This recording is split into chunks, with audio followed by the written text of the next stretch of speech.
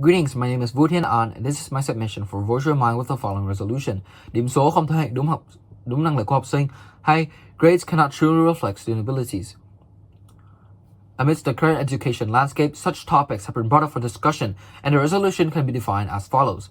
Student abilities refer to the comprehensive range of cognitive, creative, social, and practical skills which enable learners to think critically, solve problems, collaborate effectively, and adapt to real-world challenges. Grades, on the other hand, are numerical or letter-based evaluations typically derived from standardized tests, assignments, and examinations within a fixed curriculum framework.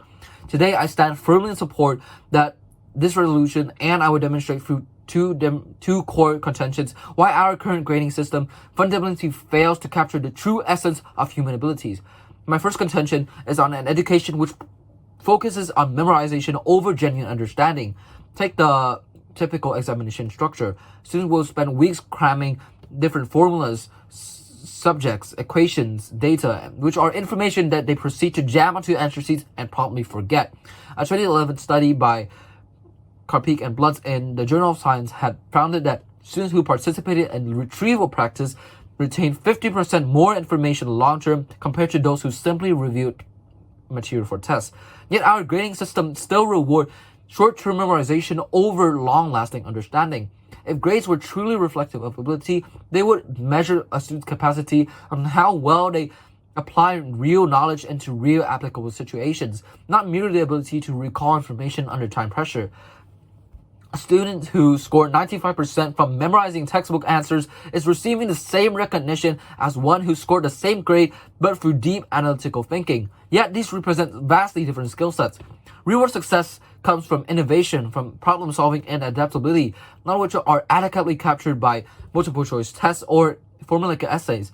Albert Einstein himself has noted that education isn't the learning of facts, but the thinking and the training of the mind to think. Our grading system has inverted this priority and losing the true cause of education, which is to educate. My second contention is on an inability to truly assess potential. Grading systems nowadays fail to account diverse learning styles, backgrounds, and personal circumstances which profoundly affect student performance.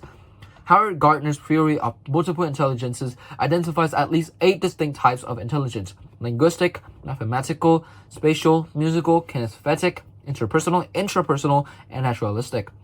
Yet, our grading system predominantly rewards only the first two, systemically disadvantaging all the other students whose skill sets lie elsewhere. Consider the gifted artist who struggles with math, or the natural leader who excels with group projects but then fail in isolated written exams. Are these students less capable? The answer is absolutely not. Their abilities simply don't align with what our narrow grading criteria value. And furthermore, grades fail to account the socioeconomic disparities. A student working part-time to support their family while balancing the lack of tutors and a lack of quiet study spaces may earn lower than their privileged peers, but not due to a lesser ability, but due to circumstances beyond their control.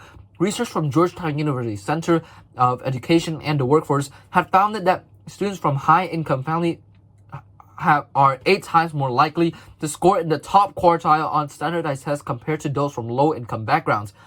When we claim that grades reflect ability, we're actually measuring privilege, test-taking skills, and a conformity to a single learning module, not the diverse capabilities which students possess.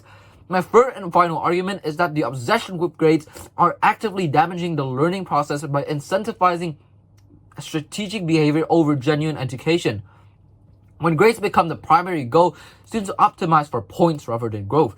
They choose easier courses to protect their GPA, avoiding challenging subjects where they might struggle, and view education as an exchange over a true intellectual journey. In conclusion, grades fail as measures of student ability on 3 fundamental levels. They prioritize memorization over understanding, ignore diverse talents and circumstances, and create incentives that actively harm genuine learning. We must recognize grades for what they truly are: imperfect, limited snapshots that only capture a narrow slice of human potential.